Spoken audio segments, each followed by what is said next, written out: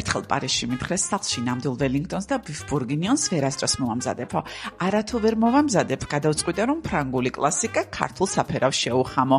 მოკლედ დღეს ვახშმად გვექნება საფერავში ნილცეცხლზე მოხარშული საქონლის ხორცი, რომელიც ჩანგლის მიკარებისთანავე იშლება აბრეშუმივით ნაზ პიურესთან და სწორი ტემპერატურის ღვინოსთან ერთად. ზედსა და კარაქში ვწვავთ ფქვილში ამოვლებულ საქონლის ხორცის საუკეთესო ნაჭრებს მაღალ ტემპერატურაზე. კანი უნდა დაიბრაწოს და არ უნდა მოიხარშოს. სქელძერიან ქვაბში ვშუშავს სტაფილოსა და ხავსს, ტომატ პასტასთან და ერთ სუფრისკოვს ფქვილთან ერთად. შემდეგ გადამაქვს ხორცი, ვამატებს საფერავს, როზმარინს, დაფნას, ნიახურის ღერებს, ვასხამ წყალს და 160 გრადუსზე ვტოვებ 3 საათით მიდიას ღუმელში. ცალკე დაფაზე ვშუშავ მსხვილად დაჭრილ ქამასოკოს და 3 საათის შემდეგ ვამატებ ჩვენს წვნიანში. ისე ვაბრუნებ ღუმელში დაახლოებით 40 წუთი და ჩვენი წვნიანი მზად არის.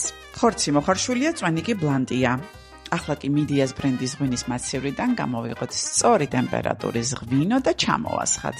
სხვათა შორის რაც ეს მაცი ვარ ვიყიდე, ძალიან თამამი და თავდაჯერებული ვარ, ვიცი რომ ყველა კერძთან შესაბამისი ტემპერატურის ღვინო მექნება. პიურე აბრეშუმივით ნაზია, ხორცი საფერავით გაჟღენთილი და სწორი ტემპერატურის ღვინო.